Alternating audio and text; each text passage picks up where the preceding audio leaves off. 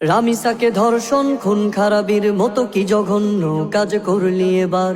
বাচ্চা মেয়েটির অপরাধ ছিল কি, জবাব দিয়ে যায় জানোয়ার।